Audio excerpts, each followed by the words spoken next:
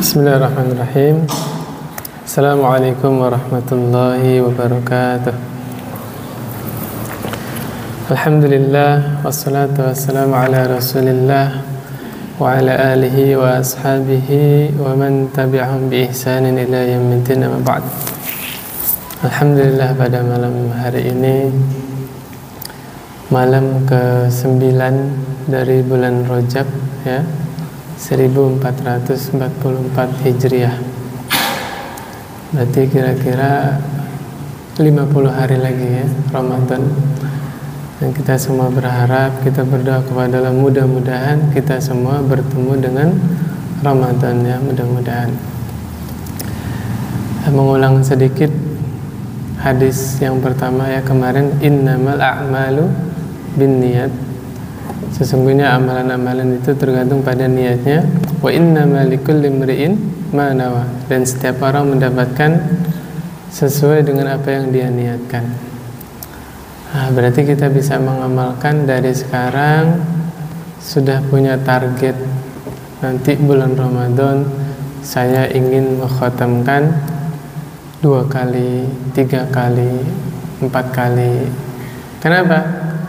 Kalau qadarullah malam ini atau besok kita meninggal, maka niatnya sudah dicatat oleh Allah Subhanahu wa taala dan kita mendapat pahala sebagaimana orang yang mengkhatamkan Quran di bulan Ramadan. Itu dahsyatnya niat, ya. Niat baik itu kita baru niat, belum kesampaian melakukan, sudah Allah catat satu kebaikan. Kalau beneran dilakukan, maka dicatat minimal 10 kebaikan sampai 700 sampai kelipatan yang Allah kehendaki. Maka hendaknya kita menjadi seorang muslim yang senantiasa memperhatikan niatnya. Sebagaimana kemarin telah disampaikan, ya, bisa jadi orang yang kerja dari pagi sampai sore di tempat kerjaannya, dia justru bernilai besar pahalanya di sisi Allah ketika lurus niatnya, yaitu dia meniatkan menjalankan ayat, ya, mengamalkan ayat, yaitu Allah perintahkan kita untuk makan yang baik, yang halal, kita mencari rezeki yang halal, kemudian menafkahi keluarga kita dari sesuatu yang halal.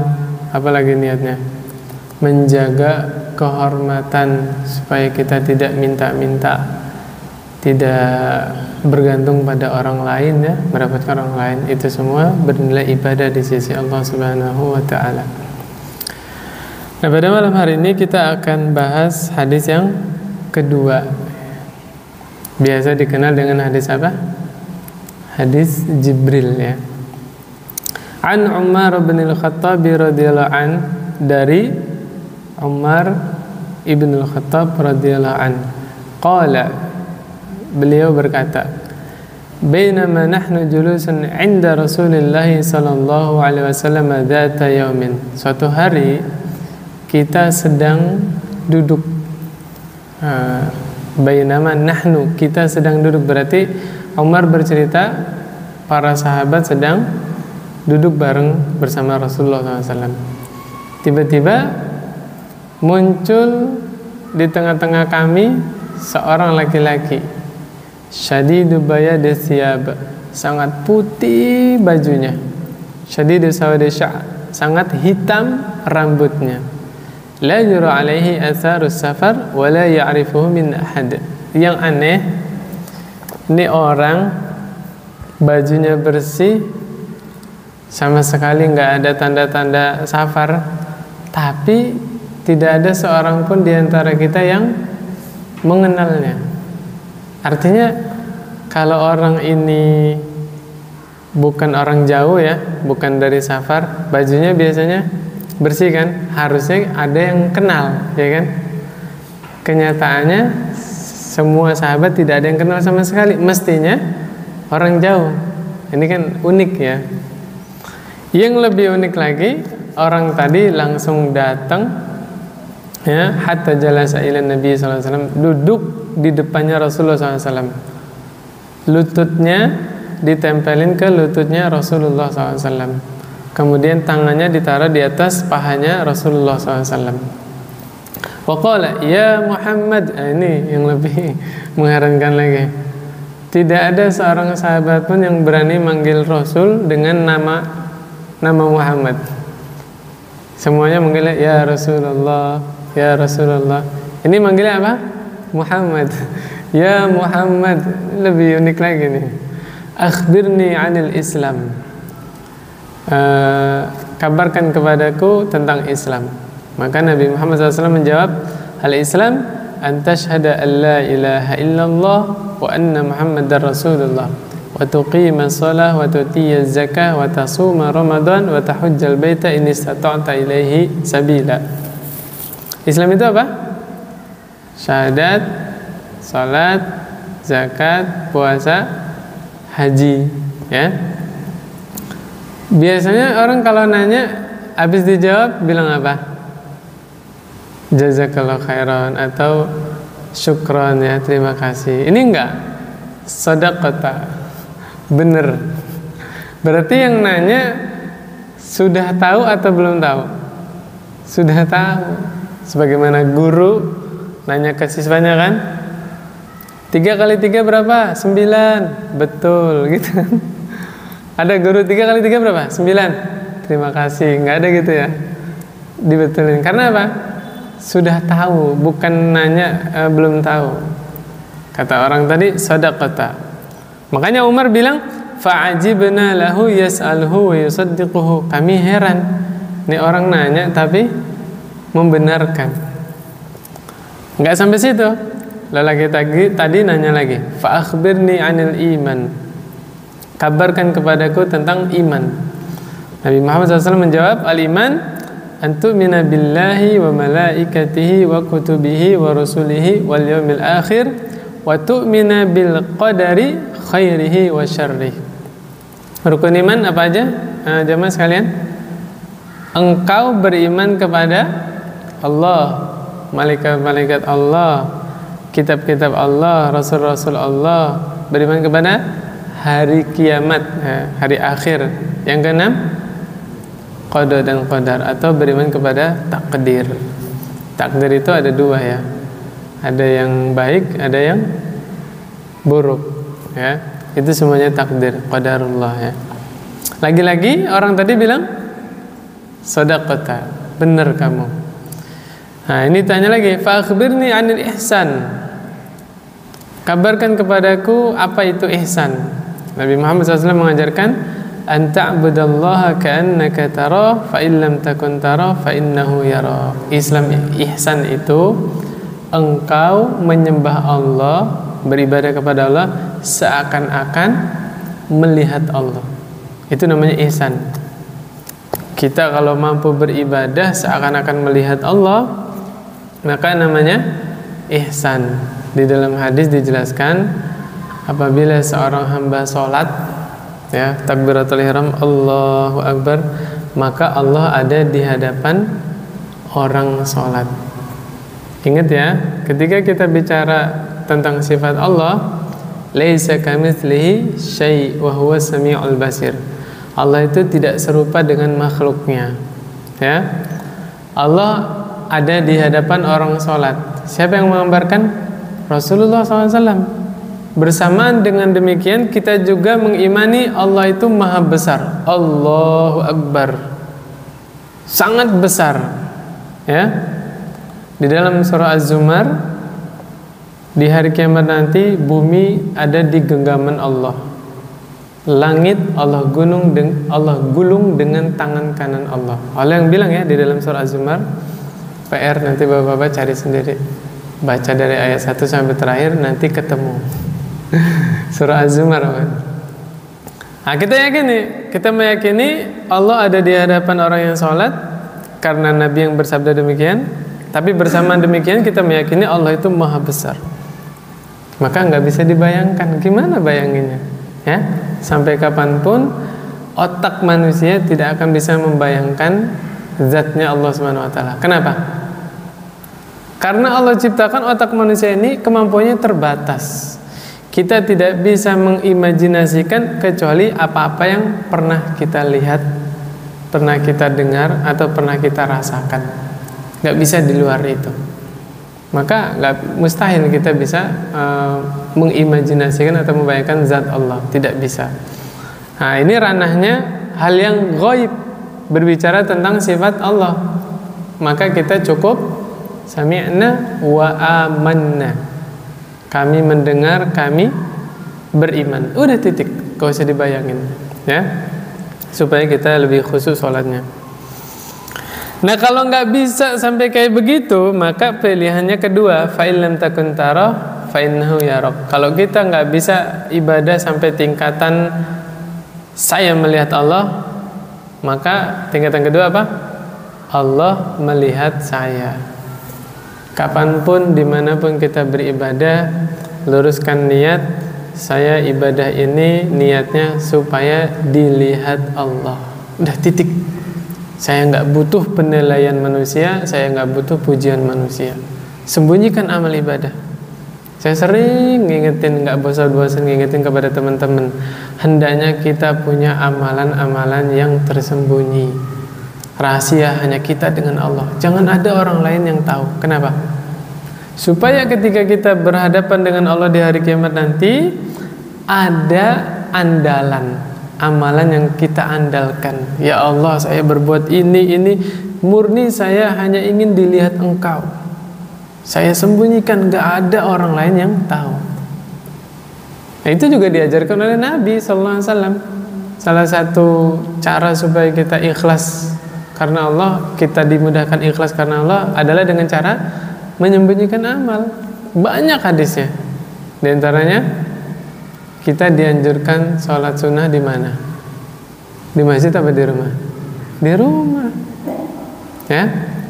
Kalau bisa jangan ada yang tahu sholatnya. Kemudian hadis 7 golongan yang dapat naungan dari Allah. Di hari kiamat nanti kan di padang mahsyar orang baris berdiri semuanya nunggu pengadilan dari Allah. Matahari Allah dekatkan. Semua manusia berkeringat. Ada yang tenggelam karena keringatnya sendiri. Ada yang sepatah kaki, sebetis, sepinggang, ada yang setelinga. Nah, di saat yang genting tersebut, Allah menaungi 7 golongan. Di antaranya apa? Orang yang bersedekah sembunyi-sembunyi. Saking rahasianya, tangan kirinya tidak ngerti apa yang diinfakkan tangan kanannya. Bahasanya apa? Jangankan orang lain, tangan kiri aja nggak tahu apa yang disedekahkan oleh tangan kanan. Saking apanya? Sembunyi. Nah, berarti salah satu trik supaya kita bisa ikhlas ibadahnya karena Allah, bagaimana caranya? Sembunyikan amal. Nah, demikian. Ya, walaupun ada juga beberapa amal yang nggak bisa disembunyikan, nggak mungkin disembunyikan. Salat apa contohnya? Salat berjamaah, masa mau disembunyikan? Azan, masa mau sembunyi? Gimana azan sembunyi-sembunyi?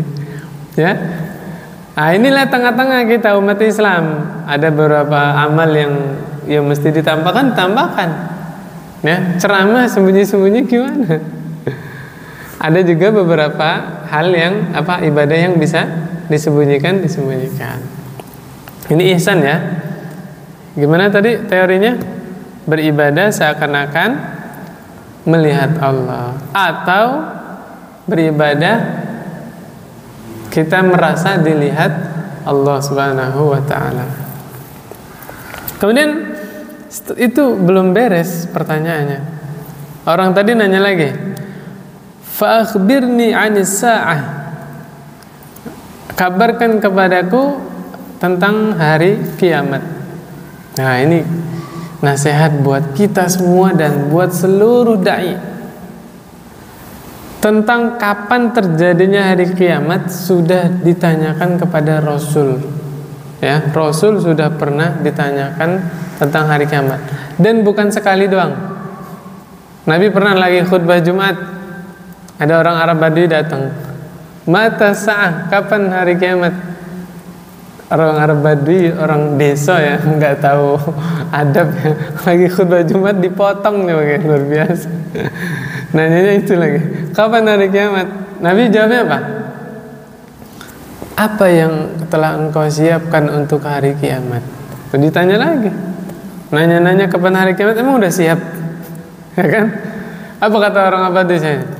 Arab Badui tadi bilang, saya nggak siap apa-apa, saya nggak punya amalan yang untuk menyiapkan menghadapi hari kiamat tadi.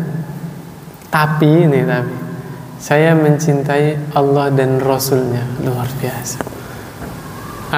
Nabi menghina orang tadi karena nggak punya amalan yang diandalkan? Tidak. Apa kata Rasul? Anta ma'a man ahbabta. Engkau bersama yang engkau cintai. Masya Allah, luar biasa jemaah sekalian. Ini jawaban yang menyejukkan dari seorang Rasul, seorang suri tauladan. Sekelas Arab Badui saja Nabi tidak merendahkannya. Bahkan Nabi memotivasi. Masya Allah. Orang Arab Badui tadi merasa diri dia bukan ahli sholat, mungkin bukan ahli puasa, tapi dia bilang apa? Tapi aku mencintai Allah dan Rasulnya. Nabi kasih kabar gembira, engkau bersama yang engkau cintai. Itu salah satu karunia ya. Para sahabat itu salah satu paling senengnya kalau orang Arab Badui datang nanya kepada Rasul. Karena sahabat kan dekat sama Rasul, sungkan, segen, karena Nabi itu orangnya berwibawa.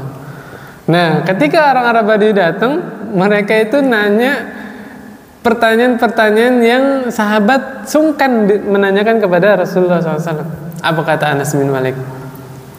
Semenjak aku hidup di atas Islam sampai sekarang, tidak ada hadis yang lebih menggembirakanku atau menggembirakan kami kecuali hadis ini.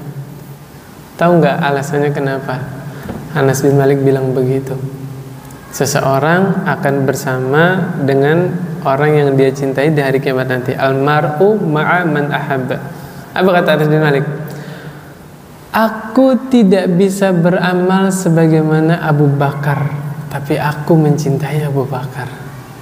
Aku tidak bisa beramal sebagaimana amal ibadahnya Umar, tapi aku mencintai Umar. Dan seterusnya. Paham gak maksudnya Anas bin Malik? Begitu tulusnya cinta para sahabat. Mereka itu gak mau bersama-sama hanya ketika di dunia saja. Saking tulus cintanya para sahabat itu, tulus semuanya. Cintanya Abu Bakar, Umar, Utsman, Ali. Saking mereka nyaman, bahagia bersama orang-orang yang Allah pilih, para sahabat, mereka ingin di akhirat nanti dikumpulkan kembali. Masya Allah, luar biasa. Kita kalau hidup di dunia ini, pengen gak Pak nanti di surga bareng lagi Pak sama tetangga-tetangga kita? Nah, apalagi yang sering ketemu di masjid, sering ketemu di kajian Pak ya. Dan itu pasti Pak, karena dikabarkan oleh Rasulullah SAW, nanti di surga orang-orang mukmin itu nyari temennya Pak, cari sampai ketemu. Di surga nggak ketemu, nanya ke Allah, ya Allah ya Rabbi, si fulan kemana?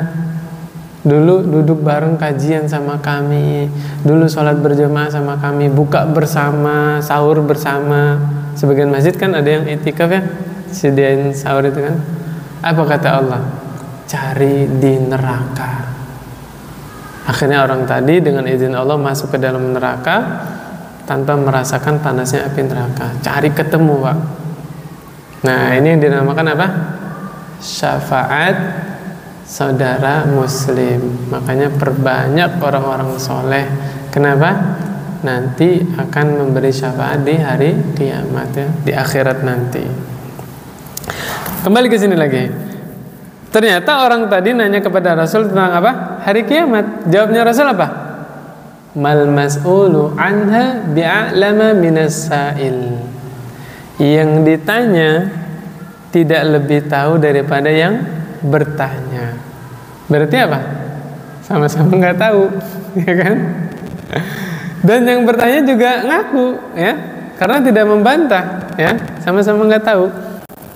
Maka kata orang tadi, fa akhbirni an amaratiha. Sebelum ke situ ya. Kalau sekelas Nabi Muhammad SAW, Khalilullah, nggak tahu kapan hari kiamat. Lah kok ada ustadz atau kiai yang berani menetapkan tahun sekian terjadi hari kiamat? Ada tidak? Makanya saya kalau dengar ceramah itu ingat hadis ini. Loh kok bisa? Nabi Muhammad aja ditanya bilang apa? Nggak tahu ya, Masya Allah. Berarti lebih sakti dari Rasul ya. Luar biasa ya.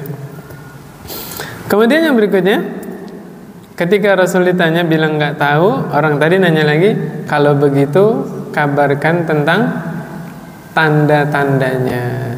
Ya, kalau tanda-tanda hari kiamat Nabi mengabarkan dan sangat banyak riwayatnya. Nah, untuk redaksi ini Rasulullah SAW mengabarkan di antara tandanya ya, ini hanya ada 2 disebutkan oleh Rasul. Antalidal amatu rabbataha. Sebelum hari kiamat nanti ada budak yang melahirkan tuannya. Paham nggak maksudnya jamaah sekalian? Paham ya? Nanti kita jelaskan. Ini yang pertama. Sebelum hari kiamat akan terjadi apa? Seorang budak wanita melahirkan tuannya. Ini bahasa sederhananya ya. Budak itu boleh digauli sama tuannya. Kalau budaknya ini hamil, terus lahir, anaknya statusnya budak atau merdeka? Anaknya statusnya merdeka atau budak? Merdeka. Karena anak dinisbatkan kepada siapa? Bapaknya. Bapaknya tadi merdeka kan? Anaknya merdeka. Ini gampangannya begitu. Nah, beda kalau budak sama budak lain lagi ceritanya. Yang kedua tandanya, wa antaral hufatal uratal 'alata ri'a asya'i. Engkau akan melihat penggembala penggembala kambing ya. Penggembala kambing itu biasanya nyeker, nggak pakai baju ya, telanjang dada ya, pakai celana doang. Kemudian miskin, biasanya gitu kan. Tapi penggembala kambing ini yatatawaluna fil bunyan. Mereka berlomba-lomba meninggikan bangunan ya. Unik ya. Penggembala miskin, nyeker, nggak pakai baju, tapi berlomba-lomba meninggikan bangunan. Ini nanti kita baca di syarahnya, yang dimaksud adalah sebelum hari kiamat akan terjadi banyak orang yang berbangga-bangga dengan kekayaannya. Bahkan sampai taraf bermegah-megah dalam membangun masjid. Bener gak? Semakin dekat dengan hari kiamat, masjid itu semakin indah. Saya pernah ke suatu daerah, saya sebut kotanya lah ya. Masjidnya itu besar, gede. Waktu itu lagi lebaran sih, saya berkunjung ke tempat bibi saya. Datang waktu sholat zuhur. Sholat zuhur datang, kita jalan kaki ke sana, besar sekali, bagus masjidnya. Pas saya masuk jamaah sekalian, hanya ada muazin, tok, nggak ada. Saya suruh jadi imam. Jadi satu orang itu doang, padahal masjidnya besar. Ya mungkin lagi pada mudik kan ya. Kan pas itu kan saya sholatnya lagi lebaran ya, mungkin ya. Mudah-mudahan besok-besok ramai kan. Dan itu terjadi jamaah sekalian. Bahasa kitanya nih, bahasa vulgarnya ya. Banyak orang zaman sekarang bangun masjid ya mirip kayak orang gali kubur. Kenapa? Orang gali kubur bareng-bareng kan? Kerja sama kan? Setelah udah jadi, ada yang mau nempatin. Orang yang tadi gotong royong yang gali, ada nggak yang mau nempatin di dalam? Nggak ada. Nah, sekarang giliran pembangunan masjid, ayo nyumbang semangat, kerja bakti datang. Pas udah jadi, paham maksud saya? Pas udah jadi, kemana jamaahnya itu loh? Yang kemarin kerja bakti banyak itu kemana orangnya? Nah, demikian. Harusnya ini menjadi ya sentilan lah. Jangan samakan bangun masjid dengan gali kubur. Kalau gali kubur oke lah, yang nempatin kan yang meninggal ya. Tapi kalau masjid kan harusnya orang yang kemarin semangat bangun itu yang lebih dulu ya. Demikian. Tsumman talaqa, habis nanya-nanya itu pergi orangnya tanpa diketahui oleh sahabat satupun siapa itu. Falabistu maliyan, berlalu berapa lama? Rasulullah SAW nanya kepada Umar, ya Umar, atadri manisa'in, tahu nggak kamu siapa itu yang nanya? Apa kata Umar? Allahu wa rasuluhu a'lam, Allah dan Rasulnya yang lebih tahu. Ini adab jamaah sekalian. Tidak boleh berkata tentang agama tanpa ilmu. Sekelas Umar loh. Umar bin Khattab itu salah satu apa? Khulafaur Rasyidin. Yang kata Rasul, alaikum bisunnati wa sunnatil khulafair rasyidin. Wajib atas kalian berpegang teguh dengan sunnahku, sunnahnya Rasulullah SAW, dan sunnahnya khulafaur rasyidin. Tapi Umar kalau memang beliau nggak tahu, ucapkan tidak tahu. Teman-teman sekalian, lebih enak main sama orang yang apa namanya, tawaddu ya. Kalau nggak tahu bilang nggak tahu. Apa orang yang sok tahu? Mendingan yang mana? Yang tawaddu, ya kan? Aduh, saya kurang paham, nah bahasanya itu ya. Saya kurang tahu, kurang ngerti, gitu. Daripada orang yang sok tahu. Sok tahu itu bisa mencelakakan nyawa seseorang. Ingat nggak? Seorang sahabat yang safar, kepalanya luka, ya kan? Dia nanya, ada keringanan nggak buat saya? Kan dia junub semalam, mau tayamum. Oh nggak boleh. Akhirnya dia mandi, luka kepalanya itu lebar, kena air. Qadarullah masyafa'ala, dengan sebab mandi itu dia meninggal. Nyampe beritanya kepada Rasulullah SAW. Rasulullah SAW bilang apa? Qataluhu qatalahumullah. Ya, mereka telah membunuh dia, semoga Allah membunuh mereka. Na'udzubillah min dzalik. Kenapa mereka tidak bertanya? Bukankah obatnya ketidaktahuan adalah bertanya? Nah, diingkari oleh Rasulullah. Kenapa? Menyebabkan satu jiwa melayang, satu nyawa manusia, seorang muslim hilang. Makanya Nabi pengingkarannya keras. Nah, maka apapun urusannya ya, terlebih lagi dalam masalah urusan agama, kalau kita tidak tahu, bilang tidak tahu. Apa kata Allah? Fas'alu ahla dzikri in kuntum la ta'lamun. Bertanyalah kepada ahlinya apabila engkau tidak tahu. Ini musibah zaman sekarang. Hadirin yang dirahmati Allah Subhanahu wa taala. Musibah di mana? Di saat masalah duniawi manusia menyerahkan kepada ahlinya, betul nggak? Kita kalau naik motor bannya bocor kemana? Puskesmas. Iya. Tambal ban, ya nggak? Kalau servis motor kemana? Ke bengkel. Kalau sakit, ke rumah sakit. Itu aja lebih rinci lagi, sakitnya sakit apa, ya nggak? Kalau jantung ke ahli jantung, ya kan? Kalau kulit ke ahli kulit, bener nggak? Kenapa manusia begitu menghargai spesialisasi dalam urusan dunia, tapi mereka tidak menghargai spesialisasi dalam urusan agama? Semua orang ngomong tentang agama, betul nggak? Musisi ngomong tentang agama, budayawan ngomong tentang agama. La haula wala quwata illa billah. Dalam urusan duniawi aja mereka hati-hati menyerahkan kepada ahlinya. Tapi kok dalam urusan agama yang itu tanggung jawabnya dunia akhirat sampai menghadap Allah, kenapa mereka sembarangan menyerahkan kepada yang bukan ahlinya, ya? Na'udzubillah. Ini musibah jamaah sekalian. Nah, hendaknya kita kembalikan kepada ahlinya. Kata Umar tadi apa? Allah dan Rasulnya yang lebih tahu. Jawabnya Rasul siapa? Fa innahu Jibril atakum yu'allimukum dinakum. Yang datang itu siapa? Jibril. Ngapain Jibril datang? Jibril datang kepada kalian mengajarkan agama kalian. Ini perkataan Rasulullah SAW adalah perkataan yang sangat pas. Memang agama ini ya kembalinya ke perkara-perkara yang ditanyakan oleh malaikat Jibril tadi. Tentang apa? Islam, iman, ihsan. Tambahannya lagi nanti tentang hari kiamat tadi. Udah perkaranya itu aja, kembali ke situ lagi, kembali ke situ lagi.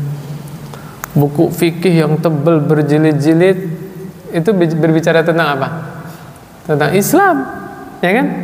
Buku akidah dikarang oleh ribuan jutaan ulama bicara tentang apa? Tentang iman. Buku-buku tentang tazkiyatun nufus tentang apa? Tentang ihsan. Udah kembali ke situ lagi aja. Ya. Demikian. Nah, kita jelaskan sedikit-sedikit ya.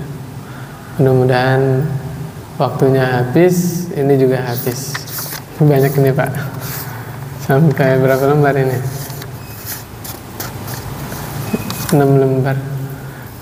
12 halaman. Mudah-mudahan habis, Pak, ya, insyaallah. Yang pertama, kita bahas tentang di sini ada perbedaan antara Islam dan iman. Ketika Rasul ditanyakan tentang Islam, Rasul jawabnya lebih ke perkara apa? Zahir, amalan-amalan yang kelihatan, ya. Mengucapkan 2 kalimat syahadat. Kelihatan nggak, Pak? Kelihatan ya? Negakkan sholat, bayar zakat, ya. Puasa kelihatan ya, orang yang puasa kelihatan kan, sahurnya, buka puasanya kan sahur, kelihatan. Ibadah haji. Adapun ketika Rasul ditanya tentang masalah iman, Nabi jawabnya apa? Lebih perkara batin, amalia hati, ya, yaitu beriman kepada Allah, malaikat-malaikat Allah, kitab-kitab Allah, rasul-rasul Allah, hari kiamat, dan kepada takdir. Emang bedanya apa iman sama Islam? Nah, ini kita sudah jelaskan. Kesimpulannya aja, Pak, ya, kesimpulannya. Ini agak panjang. Kesimpulannya, jemaah sekalian. Kalau kata-kata iman dan Islam disebutkan di satu tema atau satu paragraf, dua-duanya disebut, ada iman, ada Islam, maka Islam lebih condong ke amalan zahiriyah. Iman lebih condong ke amalan batin. Tapi kalau kata iman disebut sendirian, ya, atau Islam disebut sendirian, maka iman itu adalah Islam, Islam itu adalah iman. Ngerti nggak, jemaah sekalian? Paham ya? Jadi kalau kata iman disebut sendirian, itu juga dimaksud Islam. Mana dalilnya? Nih, contohnya ya.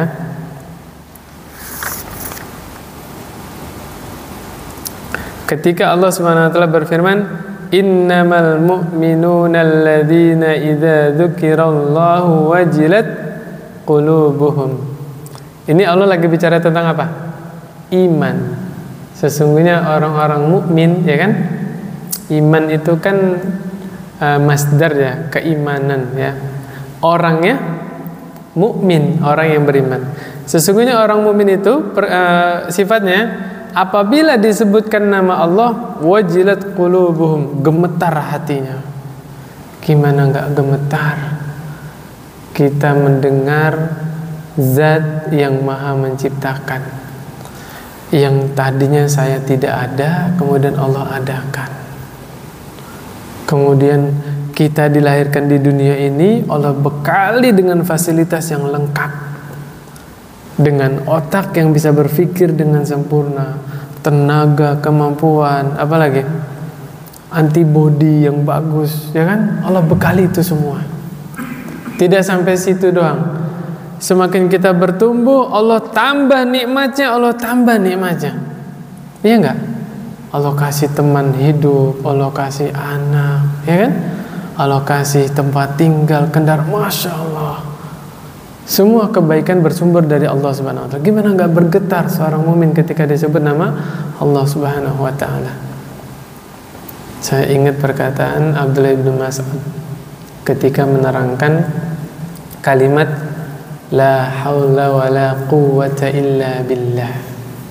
Sering kita sebut ya, la haula wa la quwwata illa billah. Siapa yang tahu artinya? Bismillah. Alhamdulillah. Kalau diterjemahkan bahasa Indonesia apa? Tidak ada daya dan upaya atau kekuatan kecuali dari Allah Subhanahu wa taala. Maka diterangkan oleh Abdullah bin Mas'ud, kita tidak mampu menjauhi maksiat, meninggalkan maksiat kecuali Allah yang menjaga kita. Kalau kita dijaga sama Allah, pasti kita bisa menjauhi maksiat. Dan kita tidak mampu melaksanakan satu ketaatan pun kecuali ditolong sama Allah. Luar biasa. Itu makna dari la haula wala quwata illa billah. Ketika Allah menjaga seorang hamba, maka hamba tadi akan jauh dari maksiat. Ketika Allah tolong seorang hamba, maka hamba tadi akan taat kepada Allah Subhanahu wa taala. Demi Allah, kita adalah makhluk yang super lemah. Kita nggak punya apa-apa, nggak punya kemampuan apa-apa, ya. Makanya kita hanya bisa merengek, kita hanya bisa berdoa, minta tolong. Termasuk besok Ramadan, kita mampu mengkhatamkan Quran atau tidak, itu semua tergantung pertolongan dari Allah Subhanahu wa taala. Demi Allah jemaah sekalian, coba salah seorang di antara kalian yang mau nyoba, dia andalkan semangat tapi tidak minta tolong sama Allah sedikit pun, tidak akan mampu mengkhatamkan Quran, demi Allah. Ya, karena semua ketaatan yang bisa kita lakukan itu murni ditolong oleh Allah Subhanahu wa taala. Lanjutan ayatnya apa? Wa idza tuliyat alaihim ayatuhu zadatuhum imana. Orang mukmin tuh kalau disebut nama Allah bergetar hatinya, kalau dibacakan ayat bertambah imannya jemaah sekalian. Berarti kalau kita sholat imamnya panjang bacaannya, bertambah imannya. Sholat apa dulu ya? Kalau sholat fardu ada fikihnya, Rasul sudah ngajarin nggak boleh panjang-panjang, ya kan? Kalau sholat fardu, kalau sholat sunnah, Tamim ad-Dari itu sholat taraweh, ngimamin sholat taraweh. Kata sahabat apa? Tamim ad-Dari itu imam taraweh di masa Umar ya, gantinya Ubay bin Ka'ab. Jadi udah ada, jadi dari dulu serep imam tuh sudah ada, badal ya bahasanya. Nah pas Tamim ad-Dari maju, selesai taraweh, sahabat pulang langsung ke rumahnya masing-masing, bilang ke istrinya nyiapin sahur. Kenapa? Bentar lagi adzan subuh. Luar biasa. Kayak apa salat tarawehnya? Itu Tamim ad-Dari. Dan tidak ada seorang sahabat pun yang mengingkari. Nah ini fikihnya jemaah sekalian. Berarti orang yang sholat taraweh datang ke masjid harus menyiapkan semuanya, jiwanya, raganya siap. Saya siap berdiri sampai sahur. Di zaman sahabat ya, di zaman Umar. Kalau zaman sekarang observasi, mana nih masjid yang jam 8 selesai, Mas? Observasi dulu ya. Di WA, di grup. Coy, selesai masjid mana? Oh sini deket rumah. Wah, Sherlock langsung ya. Itulah bedanya kita dengan sahabat ya. Beda ya. Kita dengan sahabat itu sangat jauh berbeda. Nah, sifat orang beriman yang berikutnya, wa ala rabbihim yatawakkalun. Hanya kepada Rabbnya mereka menggantungkan harapan, bertawakal. Lanjutannya apa? Alladzina yuqimuna as-salata wa mimma razaqnahum yunfiqun. Orang mukmin itu mendirikan salat, kemudian berinfak dari rezeki yang Allah kasih. Pertanyaannya, mendirikan salat, berinfak, amal batin apa zahir? Zahir. Padahal Allah lagi bicara tentang apa? Iman. Sampai Allah tegaskan ulaika humul mu'minuna haqqo. Mereka itulah orang mukmin yang sejati itu. Benar nggak yang tadi diterangkan? Iman ketika disebut bersendirian maka sudah mencakup Islam. Begitu juga sebaliknya. Islam ketika disebut sendirian maka sudah mencakup iman. Ya. Mana contohnya? Di dalam hadis tadi apa? Tadi kan ayat ya, sekarang hadis. Kata Rasulullah SAW, al-imanu bid'un wa sab'una syu'bah. Iman itu punya lebih dari 70 cabang. Afdaluha qaulu la ilaha illallah. Batin atau zahir? Zahir. La ilaha illallah. Kelihatan kan? Padahal lagi bicara apa tadi? Iman. Wa adnaha imatatul adza 'anit tariq. Keimanan yang paling rendah adalah menyingkirkan gangguan dari jalan. Zahir atau batin? Zahir. Saya ulangi ya. Kata Rasul, termasuk keimanan adalah menyingkirkan gangguan dari jalan. Itu iman. Berarti mafhumnya, mafhum mukhalafah, membuat gangguan di jalan, iman bukan? Bukan. Kalau gangguan di jalannya itu permanen, bisa jadi dosa jariyah. Na'udzubillah min dzalik. Kita jangan ikut kontribusi dalam mengganggu pengendara di jalan. Paham maksud saya, Pak ya?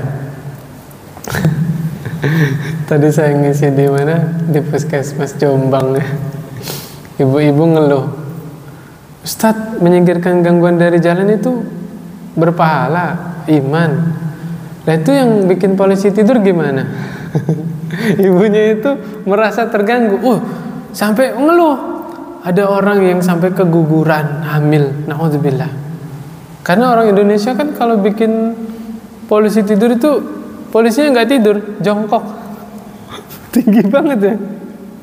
Saya bilang, itulah Bu. Karena orang-orang kita tuh kalau bikin polisi tidur begitu semangatnya, akhirnya tidak mengindahkan standarisasi dari kepolisian. Kalau yang diberikan kepolisian tidak mengganggu. Namanya garis kejut ya? Keganggu nggak Pak? Nggak, garis kejut mah cuma gitu doang kan? Nah karena mereka bikinnya sambil emosi, akhirnya polisinya nggak tidur lagi. Ngapain Pak? Duduk saking tingginya itulah haula wala quwata illa billah. Saya kira itu nggak usah diperdebatkan, kita semua sudah bisa ke sana ya. Nabi yang mengajarkan bahwa menyingkirkan gangguan dari jalan itu sebagian dari iman. Bahkan di riwayat yang lain, pemuda tadi sebabnya dia masuk surga, sebabnya dia diampuni oleh Allah adalah menyingkirkan gangguan dari jalan. Wal haya'u syu'batun minal iman. Dan malu itu adalah bagian dari iman ya. Insyaallah jelas ini. Jadi kesimpulannya apa tadi? Iman kalau disebutkan sendirian sudah mencakup definisi Islam. Begitu juga sebaliknya. Tapi iman dan Islam kalau disebutkan bersamaan, maka yang dimaksud beda. Islam lebih ke amalan zahir, iman lebih ke amalan batin. Di antaranya nih Islam ya. Ini penulis ini lebih merinci lagi ya. Di dalam Islam itu ada ibadah badani, ada ibadah mali. Mali itu harta. Ibadah badan seperti sholat, puasa, itu ibadah badan. Ibadah harta, zakat, sedekah, infak. Nah ibadah ada yang menggabungkan keduanya, ya ibadah badan, ya ibadah harta. Apa? Haji. Masya Allah, haji naik Pak ya. Berarti betul-betul naik haji. Betul ya, beneran naik haji berarti ya. Masya Allah. Ya itu dia, haji itu dia ibadah badan ya, kayak tawaf, sa'i, wukuf dan seterusnya ya. Juga ibadah harta. Ya walaupun orangnya tinggal di sekitar Mekah juga tetap mengeluarkan harta kan. Dia harus beli hewan udhiyahnya ya, hewan sembelihannya. Kemudian dia mengeluarkan harta buat ongkosnya dan seterusnya. Masya Allah. Makanya kata Rasulullah SAW, tidak ada balasan bagi haji yang mabrur kecuali surga. Udah, nggak panjang lebar ngomongnya. Pokoknya haji yang mabrur yang diterima sama Allah, udah surga. beres ya, Masya Allah. Nah, kita bahas satu-satu. Tadi Rasulullah SAW menjelaskan tentang Islam itu lebih ke amalan zahir. Sebagaimana hadis lain kata Rasulullah SAW, al-muslimu man salimal muslimuna min lisanihi wa yadihi. Seorang muslim itu adalah yang orang muslim yang lain selamat dari lisan dan tangannya. Itu karakter muslim. Ya, saya ulangi ya. Karakter ciri khas seorang muslim adalah dia tidak mengganggu orang lain, baik itu mengganggu dengan lisannya atau dengan tangannya. Kalau sekarang sama seperti lisan, dihukumnya sama, yaitu jempol. Paham maksudnya ya? Kalau dulu kan nulis, sekarang ngetik. Nah, kita ngetik sesuatu atau nulis sesuatu, diposting, itu dihukumi sama seperti kita berbicara. Makanya hati-hati, jangan sampai postingan kita atau komentar kita menyakiti hati saudaranya ya. Karena mengganggu itu bisa mengganggu fisik, bisa mengganggu hati, perasaan orang. Justru kalau menyakiti hati seseorang atau menyakiti perasaan, itu efeknya lebih dahsyat daripada gangguan fisik. Benar nggak? Gangguan fisik sembuh, bisa hilang semuanya, bisa kembali semula, ya kan? Atau dicubit misalnya, sakitnya bisa hilang kan semuanya. Tapi kalau udah hati yang disakitin, walaupun dia sudah memaafkan, sudah berlalu lama, ada bekasnya nggak Pak? Ada Pak. Kayak ini Pak, Bapak malu, paku itu kan, dipaku ke kayu, itu pakunya itu kita ibaratkan itu gangguannya. Nah, ketika paku itu dicabut, dimaafkan kan, udah nggak ada lagi kan pakunya. Pertanyaannya, ada bekasnya nggak Pak? Masih ada. Itu bahayanya kalau kita menyakiti hati seorang mukmin. Mungkin dia memaafkan, mungkin dia sudah melakukan, tapi tetap aja ada bekasnya. Saya ngomong begini bukan nggak ada dalilnya Pak. Tahu Al-Wahsy? Siapa Al-Wahsy? Yang membunuh Hamzah bin Abdul Muthalib. Jadi perang Uhud tuh Al-Wahsy ikutan. Al-Wahsy nggak ikut perang, misi dia cuma satu doang, ngarah Hamzah. Karena sama tuanya diiming-imingi, kamu kalau bisa menghabisi Hamzah, kamu merdeka. Budak digituin, ya kan? Nggak ada jalan lain. Budak itu tujuan hidupnya bagaimana supaya dia merdeka. Bawa tombak dia Pak, dia ahli tombak. Apa namanya? Ketemu Hamzah, ditombak, Hamzah meninggal di tangannya Wahsy. Rasulullah SAW sedih nggak? Sedih Pak. Hamzah bin Abdul Muthalib setelah meninggal dimutilasi. Di dalam suatu riwayat dijelaskan jantungnya itu diambil, dimakan sama Hindun. Ada riwayatnya itu. Qadarullah ma syaa fa'ala. Wahsy di akhir-akhir Rasulullah SAW menjelang wafat ya, masuk Islam Pak Wahsy-nya. Nabi lagi bermajelis begini sama sahabat, Wahsy duduk di depan sini Pak. Apa yang dikatakan oleh Rasul? Ngelihat Wahsy, ingat siapa? Hamzah bin Abdul Muthalib dibunuh sama Wahsy. Apa kata Rasul? Sambil menahan sedih, Wahsy disuruh duduk di belakang. Seorang nabi Pak, seorang Rasul. Rasul sudah memaafkan, sudah. Apalagi Nabi bersabda apa? Orang yang masuk Islam maka dosa-dosa yang lalu Allah hapuskan kan? Tapi manusia punya perasaan nggak Pak? Punya perasaan. Nabi aja demikian, bagaimana dengan kita manusia biasa? Suruh duduk di belakang Wahsy, nggak kuat, ingat sama pamannya yang beliau cintai, Hamzah bin Abdul Muthalib ya, Masya Allah. Nah inilah di sini kita punya faedah apa? Hendaknya kita lebih berhati-hati dalam menjaga lisan kita ya. Kadang-kadang kita niatnya bercanda, tapi kebablasan ya kan? Akhirnya merendahkan saudaranya, akhirnya melukai perasaan saudaranya ya. Na'udzubillah min dzalik. Jangan sampai demikian. Nabi juga bercanda. Tapi bercandanya Nabi tidak dusta, tidak melukai perasaan orang lain, ya. Demikian. Kemudian dalam hadis lain Rasulullah SAW suatu hari ditanya oleh Abdullah ibnu Amr ibnu As. Masih ingat nggak siapa beliau? Seorang pemuda yang setelah menikah istrinya tidak dijamah. Gara-gara apa? Paginya puasa tiap hari, malamnya khotam Quran tiap hari. Khotam Quran tiap hari, tiap malam. Luar biasa ya, sahabat-sahabat dahulu itu. Kita kalau ngedengar begitu kan, Masya Allah, saya belum ada apa-apanya dibandingkan seujung kukunya sahabat aja nggak ada, ya. Luar biasa. Nanya Abdullah bin Amr bin As, ya Rasulullah, anna rajulan ayul Islam khair?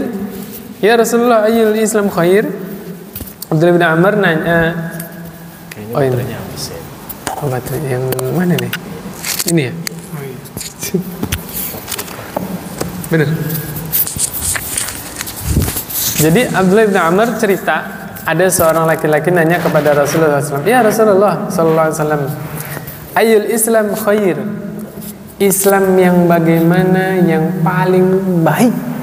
Nah itu sahabat tuh nggak bertele-tele, langsung ke poinnya. Yang terbaik yang gimana? Gitu aja. Apa kata Rasulullah SAW? Antut aimat ta'am. Orang Islam yang terbaik itu adalah orang Islam yang memberi makan. Tuh, jangan sepelein, ya. Kita mungkin beli snack atau beli roti, ya, kasih saudaranya, Masya Allah. Ada temennya di sini, kadang-kadang kita sungkan makan roti itu nawarin, Mas sarapan. Yang itunya, oh monggo. Padahal dia lapar, Mas. Tapi kebiasaan orang Indonesia kan sungkan, ya. Padahal kalau kita udah tahu ilmunya, kita ada roti itu belah, Mas, ayo makan bareng. Kan enak orangnya, oh jazakallah khair. Tapi kalau cuman ditawarin sarapan Mas, monggo. Padahal saya juga lapar, bener nggak? Harusnya kalau niat ngasih aja, walaupun sedikit potel yang dia lebih sedikit nggak apa-apa, nggak bakal protes, ya. Nah ini kata Rasulullah apa? Islam yang paling afdal, yang paling baik adalah memberi makan. Masya Allah. Tahu nggak rahasianya apa?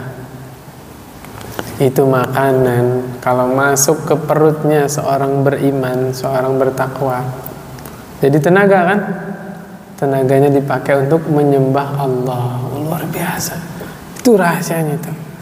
Apalagi kalau makanan itu nutrisinya Allah takdirkan jadi daging, jadi darah, ya, jadi pembuluh darah, jadi daging. Selama orang itu ibadah, selama itu kita mengalir pahalanya. Masya Allah, luar biasa. Itu rahasianya apa? Sedekah makanan. Makanya kemarin ada apa? Jumat berkah, ya. Udah biarin, jangan dilarang, lanjutin, bagus itu Jumat berkah. Di sini ada nggak Pak? Oh ada, alhamdulillah. Itu semangat itu. Kenapa? Karena Nabi mengabarkan justru sedekah makanan adalah Islam yang terbaik. Masya Allah. Jangan sampai ada tetangganya yang nggak makan. Yang berikutnya apa? Ini yang agak sulit ini Pak. Wa tuqri as-salam ala man arafta wa man lam ta'rif. Islam yang terbaik adalah mengucapkan salam kepada orang yang engkau kenal dan yang engkau tidak kenal. Nah ini. Kadang-kadang kita salam ke orang yang kenal doang, ya.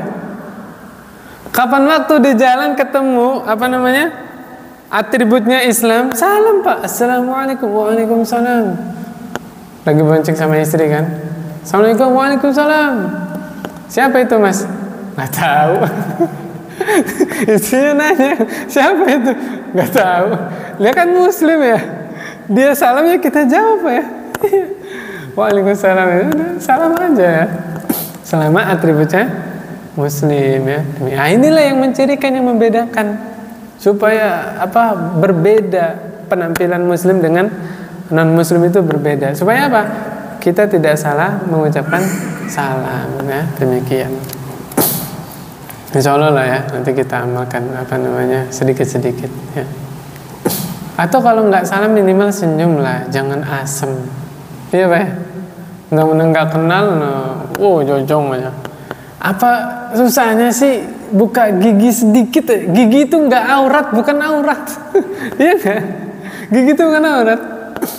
Ya gitu aja udah, nanti orang juga ya gitu. Apalagi budaya Indonesia ya. Indonesia itu terkenal ramah. Kalau ketemu sama orang lain kayak gitu ya. Dibasahi ya, terus insyaallah.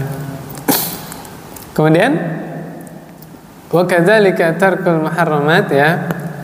Bukan hanya mengamalkan ibadah zahir, termasuk meninggalkan yang haram itu juga bagian dari Islam. Hadis arba'in yang ke-12. Apa kata Rasulullah SAW? Min husni islamil mar'i tarkuhu ma la ya'nihi.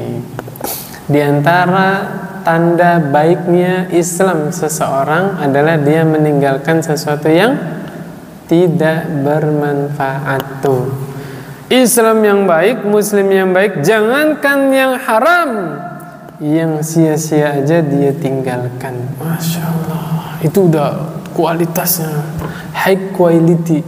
Bener nggak? Saya suka ngomong Inggris tapi salah pengucapannya. High quality ya. Islam yang tinggi kualitasnya, jangankan yang haram, yang sia-sia aja dia tinggalkan. Masya Allah, luar biasa. Kalau saya ngajar di kelas, saya absen tuh siswanya satu-satu. Contohnya sesuatu yang nggak bermanfaat, lebih baik kita tinggalkan. Banyak tuh jawabannya. Nonton, main game, main lato-lato. Ada yang jawab begitu, ada. Tapi saya bantah. Main lato-lato itu tafsil, rinci. Kalau mainnya nggak tepat waktunya, iya bisa ganggu orang, ya kan? Tapi kalau main lato-lato itu demi menghindari gadget, mending main HP apa main lato-lato? Main lato-lato, ya nggak? Anak-anak zaman sekarang kan, ketimbang ngumpul di wifi itu semuanya megang, mending kletek. Tapi harus tahu waktu juga, Pak ya. Saya itu di mana-mana lato-lato, Pak. Habis khutbah Jumat saya di Rakata, habis sholat Jumat, assalamualaikum, langsung truk, ya Allah, baru beres sholat. Berarti di bawah ya, Pak. Masya Allah, luar biasa. Bapaknya bawa tasbih, anaknya bawa lato-lato. Masya Allah ya. Ya ini insya Allah kita paham lah masing-masing ya, mana yang kurang bermanfaat ya bisa kita tinggalin. Karena gini loh, ini saya ingat pelajaran di pondok saya ya, waktu dulu ngebahas hadis ke-12 ini. Waktu itu seperti sebuah bejana. Ini, dia mau tidak mau harus ada isinya. Punten Pak, ini ada isinya nggak Pak? Ada, udara isinya. Betul nggak Pak? Dia wajib ada isinya Pak. Kalau nggak diisi air, yang mengisi apa? Udara. Demikianlah waktu seorang muslim. Kalau tidak digunakan untuk ibadah, tidak digunakan untuk ketaatan, pasti dia gunakan, kalau nggak yang haram, minimal sia-sia, tidak bermanfaat. Pasti itu Pak. Waktu itu seperti bejana, pasti ada. Walaupun zahirnya kosong, tetap aja ada isinya. Apa? Udara. Pelajaran kimia Pak ya. Entah udaranya H2O atau apa, hidrogen, oksigen, kan nggak tahu ya. Demikianlah waktu seorang muslim. Kalau kita nggak gunakan waktu kita untuk ketaatan kepada Allah, tidak untuk digunakan untuk ibadah, pasti kita gunakan untuk yang lain. Imma kita menggunakan untuk yang haram atau yang sia-sia atau tidak bermanfaat. Demikianlah sifat waktu. Mau nggak mau ya, harus kita paksain diri kita untuk memanfaatkan waktu tersebut. Kemudian berikutnya, masalah iman. Ini Allah sudah bahas di dalam surah Al-Baqarah ayat 285. Kalau tadi kan iman ya, Islam lebih ke amalan zahir atau jawarih. Nah sekarang iman. Iman tadi sudah dijelaskan oleh Rasulullah SAW. Antumina billahi wa malaikatihi wa kutubi wa rasulihi wal ba'thi ba'dal maut ya. Wa tumina bil qadari khairi wa syarri. Kalau di dalam Al-Quran, teman-teman semua sudah hafal ayatnya. Gimana? Amanar rasulu bima unzila ilaihi mir rabbih wal mu'minun kullun amana billahi wa malaikatihi wa kutubihi wa rusulihi la nufarriqu baina ahadin min rusulihi. Iman kepada Allah, malaikat, kitab, rasul. Lah, terus yang hari kiamat sama qadarnya gimana? Di ayat yang lain. Ayat yang lain itu ada liman kana yarjullaha wal yaumal akhir, ya kan? Dan itu nanti sering diulang, beriman kepada Allah dan hari akhir, beriman kepada Allah dan hari akhir, itu sering diulang. Kalau yang qadar gimana? Surah Al-Qamar. Inna khalaqna karena ada yang saya lupa. Inna khalaqnahu biqadar. Inna kulla syai'in khalaqnahu biqadar. Al-Qamar 49. Apa kata Allah? Segala sesuatu ya kami ciptakan itu dengan qadar. Nah, itu adalah dalil kita wajibnya beriman kepada qada dan qadar. Ini juga hadis ini kalau Bapak punya buku di rumah Syarah Arba'in Nawawi yang ditulis oleh Syekh Abdul Muhsin Al-Abbad, bapaknya Syekh Abdul Razak. Itu disebutkan ternyata ada ininya, asbabul wurudnya, disampaikan sama sanadnya ya. Jadi ceritanya ada seorang tabi'in yang bertanya kepada Abdullah bin Umar, kalau nggak salah dari Kufah atau dari Basrah.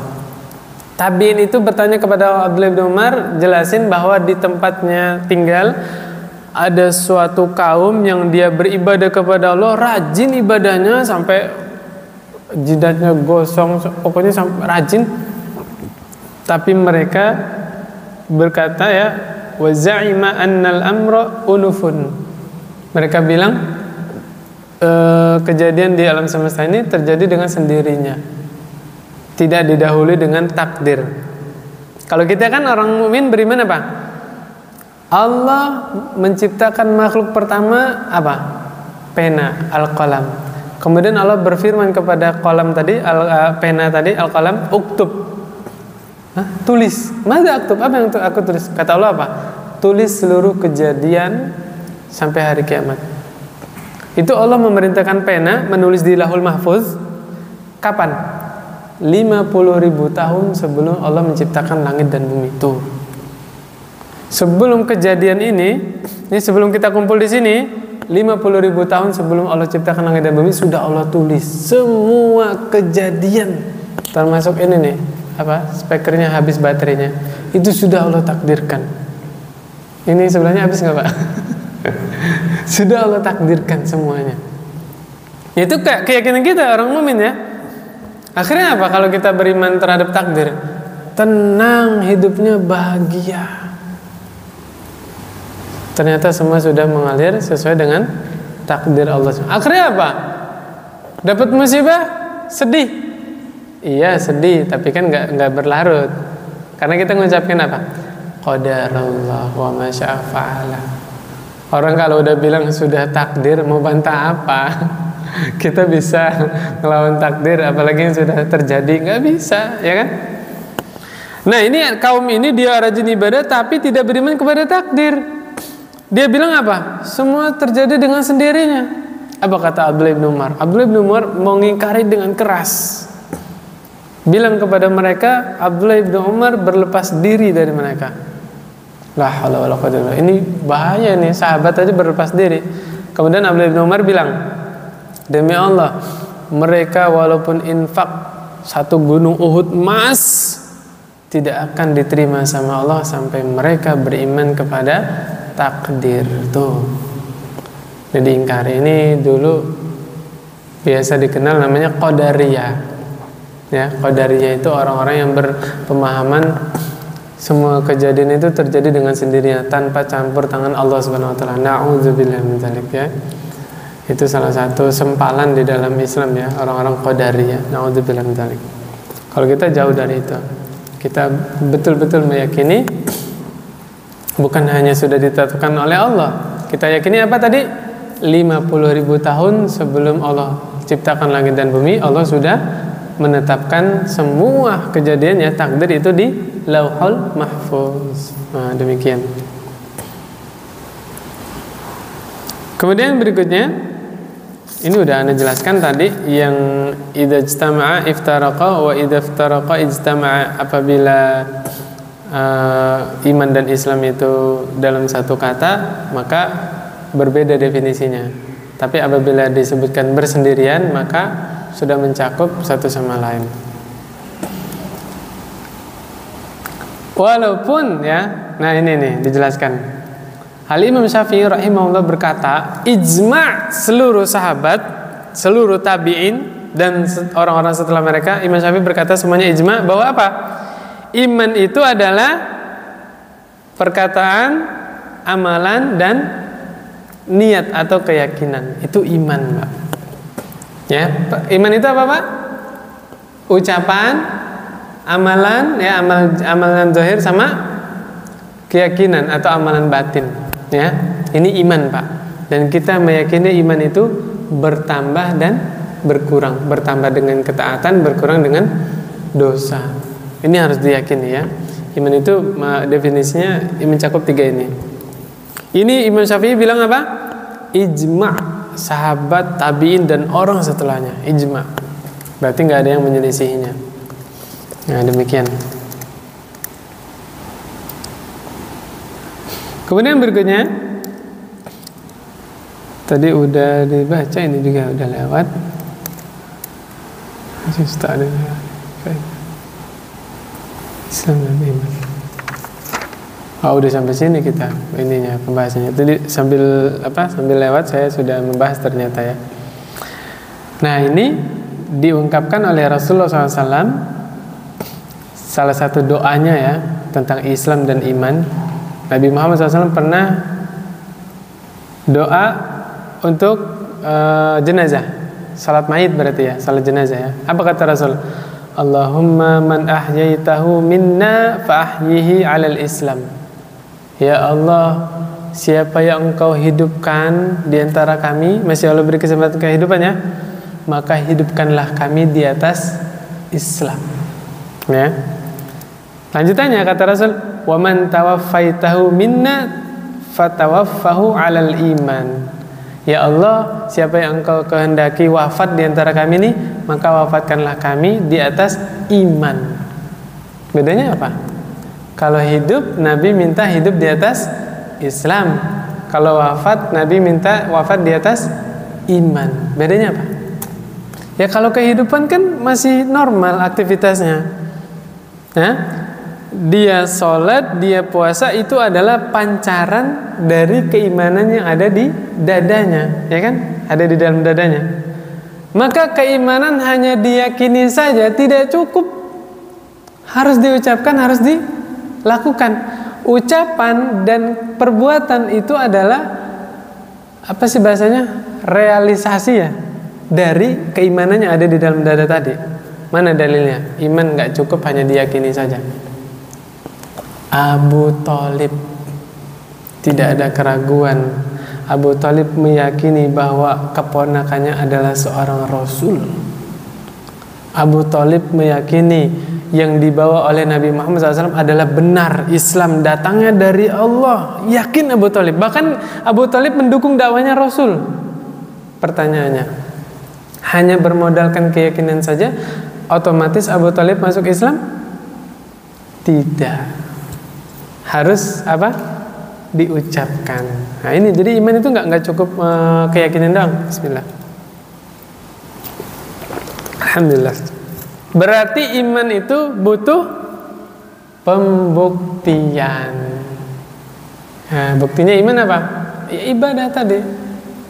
Puasa di bulan Ramadan, ya kan? menjaga sholat 5 waktu, dan seterusnya. Itu adalah pembuktian bahwa dirinya beriman. Ucapan saja tapi tidak diyakini juga tidak sah keimanannya. Contohnya siapa? Orang munafik, Abdullah bin Ubay bin Salul. Dia dan teman-temannya kan di zaman Rasul ya, syahadat tidak? Syahadat. Salat berjamaah, salat bareng Rasul, dengar khutbahnya Rasul, tapi tidak masuk Islam. Kenapa? Ya maksudnya zahirnya Islam ya, hatinya jauh di dalam hatinya membenci Allah, membenci Rasulullah SAW, membenci Islam. Tuh nggak sah keimanannya. Harus selaras tiga-tiganya, diyakini di dalam hati, diucapkan dengan lisan, dan diamalkan dengan anggota badan, baru sah keimanannya. Insyaallah jelas Pak ya. Jadi contohnya yang keyakinan doang Abu Thalib, kemudian contohnya yang apa namanya, ucapan dan amalan itu Abdullah bin Ubay bin Salul. Yang keyakinan doang selain Abu Thalib siapa lagi? Iblis, laknatullah alaih. Iblis percaya nggak sama Allah? Percaya. Gimana nggak percaya? Dialog langsung, ngomong sama Allah kan langsung, berbicara langsung. Tapi iblis termasuk golongan yang kafir, yang tidak beriman. Kenapa? Ucapan dan perbuatannya tidak selaras dengan yang dia yakini ya. Jin, syaitan, iblis itu meyakini Allah Maha menciptakan. Surah Al-Hasyr Pak. Kama thalis syaitani idh qala lil insani kfur falamma kafara qala inni bari'um minka inni akhafullaha rabbal alamin. Al-Hasyr ayat 16. Tatkala syaitan menyesatkan manusia, kufurlah kamu, kemudian manusia tadi kafir ya. Nanti di akhirat manusia itu nuntut, ya Allah saya kufur gara-gara jin ini, gara-gara syaitan. Syaitan tanggung jawab nggak? Enggak. Inni bari'um minka, kata syaitan. Saya berlepas diri darimu. Kenapa? Inni akhafullaha rabbal alamin. Syaitan takut sama Allah. Berarti syaitan mengakui Allah nggak? Mengakui Allah, mengakui bahwa Allah itu Rabb ya. Allah Maha Pencipta, Allah Maha memelihara alam semesta ini. Lah kok ada manusia yang nggak percaya sama Allah? Lebih parah dari syaitan ya, dalam kurung ya, ateis ya. Na'udzubillah min dzalik. Syaitan aja masih percaya sama Allah. Syaitan takut sama Allah. Kok ada manusia yang nggak takut sama Allah? Manusia yang nggak percaya sama Allah, luar biasa. Lebih-lebihin syaitan ya. Na'udzubillah min dzalik. Pertanyaannya, rasa takut syaitan tadi ya, keyakinan syaitan bahwa Allah Maha menciptakan tadi menjadikan syaitan itu mukmin? Tidak. Kenapa? Karena keyakinannya tidak sejalan dengan ucapan dan perbuatannya ya, Masya Allah. Nah, demikian. Ini bagus ini doanya ya. Kalau kita mau doa di dalam Al-Quran itu banyak ya. Rabbana afriq alina sabara wa tawaffana muslimin ya. Ya Allah, wafatkanlah kami bersama orang-orang muslim, atau wafatkanlah kami dalam keadaan Islam. Kemudian berikutnya, tadi sudah dijelaskan bahwa berdirinya atau tegaknya agama yang kita amalkan seperti sholat, puasa dan yang lainnya, itu semua berdasarkan keimanan yang kuat di dalam hati kita. Semakin kuat keimanan seseorang, maka dia semakin bersemangat dalam beribadah. Saya pernah dengar ceritanya Ustadz Firanda ya, Syekh Abdul Razak, kan biasa sama Ustadz Firanda itu ya menerjemahkan gitu kan. Beliau hafizahumullah bercerita, Syekh Abdul Razak itu punya guru orang Indonesia, tapi beliau tidak kenal namanya. Bisa ya? Ya, gimana ceritanya? Yaitu suatu ketika malam Ramadan, Syekh Abdul Razak lagi nunggu sholat tarawih ya di Masjid Nabawi. Tiba-tiba ada orang Indonesia datang, kakinya satu doang, nyelonong aja di depan Syekh. Akhirnya orang Indonesia tadi yang kakinya cuma satu, sholat tepat di depan Syekh Abdul Razak. Itu luar biasa. Berjam-jam berdiri, surat yang dibaca panjang. Orang Indonesia tadi dengan tenang dia mengikuti sholat dengan khusyuk. Apa tuh kata Syekh Abdul Razak?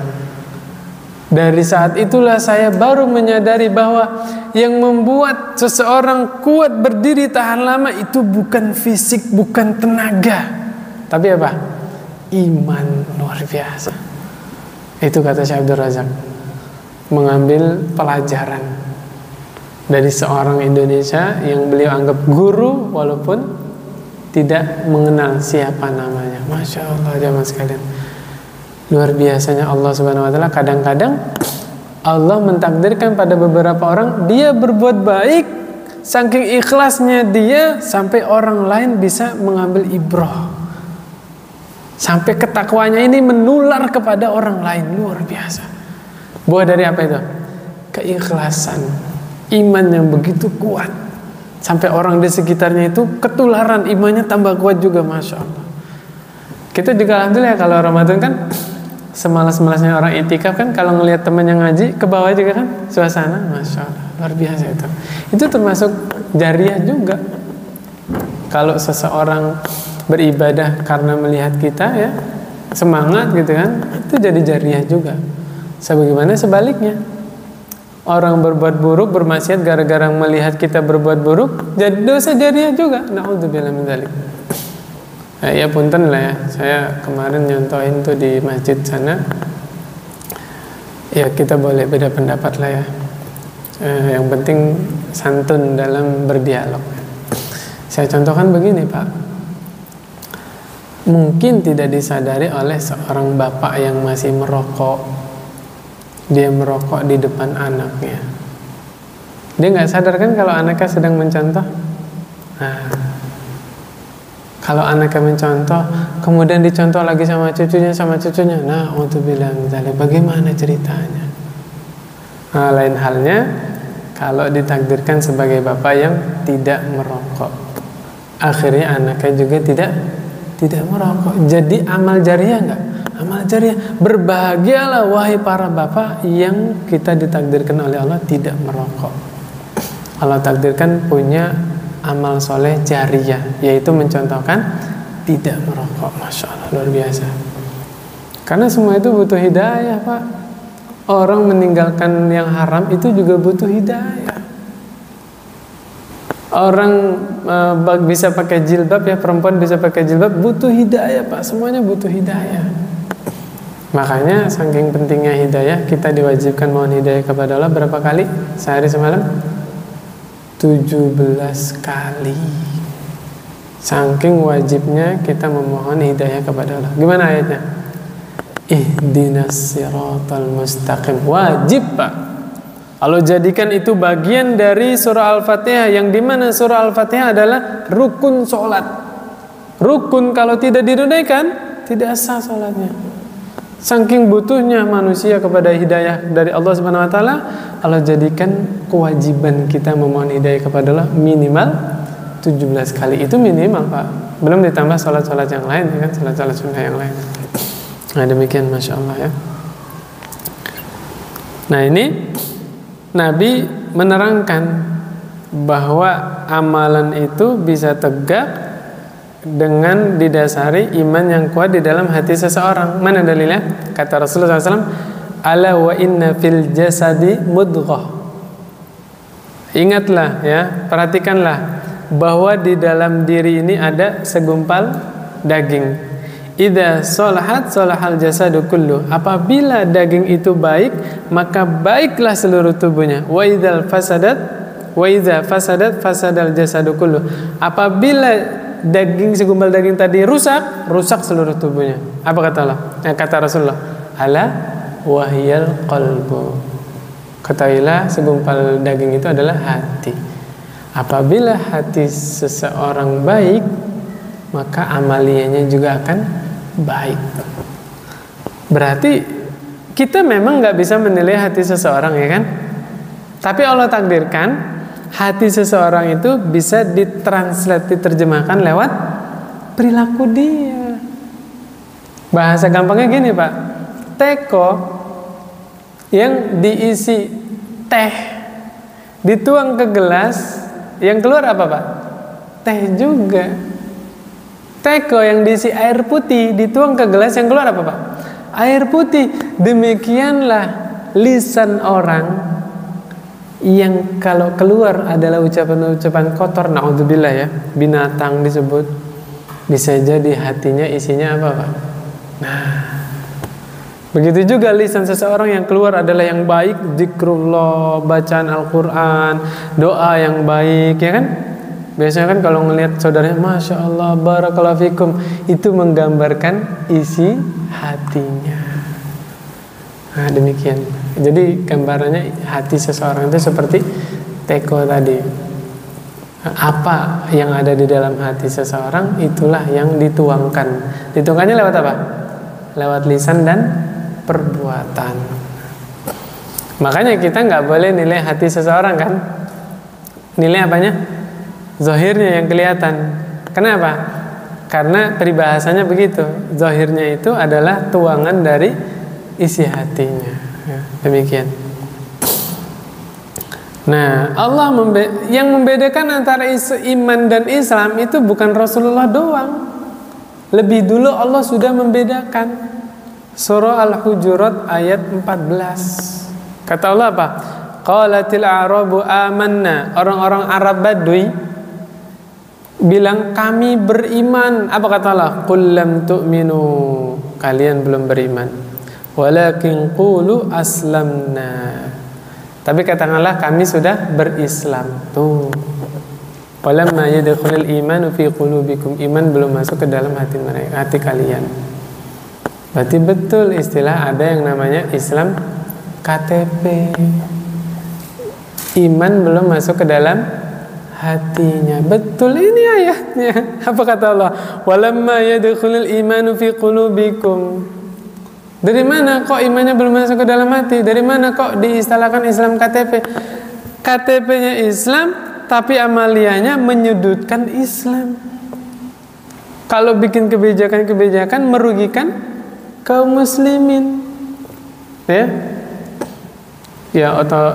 terutama di negara-negara yang mayoritas non-Islam ya.